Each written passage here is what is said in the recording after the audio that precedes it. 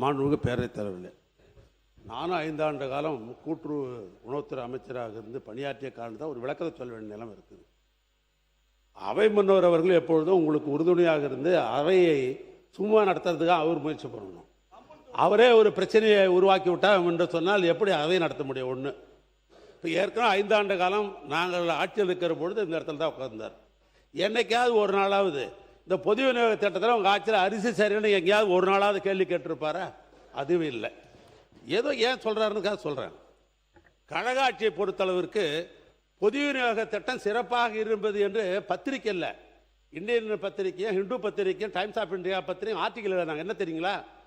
கழக ஆட்சியிலே பொது விநியோக திட்டம் மிக சிறப்பாக இருக்கு என்று சொல்லி தன்வீர் பண்டாரி, தீபக் உச்சநீதிமன்ற நீதிபதிகள் பாராட்டி அந்த செய்தி வந்தது. ஒன்று. இது மெத்தேடு எப்படின்னு கேட்டீங்கன்னா, பொதுவாக ரேஷன் கடைக்கு வருகிற அரிசி எப்படி இருக்குன்னு கேட்டால், தமிழ்நாட்டில் நம்ம நெல்லை நம்ம பர்ச்சேஸ் பண்ணுறோம். அந்த நெல்லை பர்ச்சேஸ் பண்ணுறதை அரிசியாக்கி அது ஈடு செய்து விட்டு எஞ்சி இருக்கிற அரிசி எங்கிறது கொடுக்குறாங்கன்னா மத்திய அரசாங்க தொகுப்புத்திலிருந்து அரிசி தராங்க.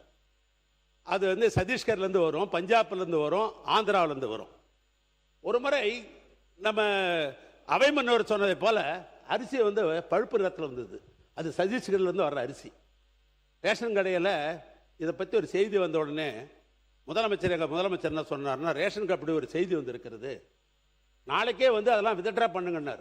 என்ன விஷயம்னார், இது சத்தீஸ்கர்ல வந்த அரிசி அப்படின்னு. உடனே மத்திய தொகுப்பில் இருக்கிற உணவுத்துறையை சந்தித்து, உணவு அமைச்சரவை சந்தித்து, எங்களுக்கு இனிமேல் சத்தீஸ்கர் அரிசி தேவையில்லை, பஞ்சாப் அரிசியும் ஆந்திரா அரிசியும் தான் வர வேண்டும் என்று ஆணை பெற்று அதுக்கு பின்னால் தொடர்ந்து அரிசி கொடுக்கப்பட்டது. இதுதான் உண்மையான வரலாறு.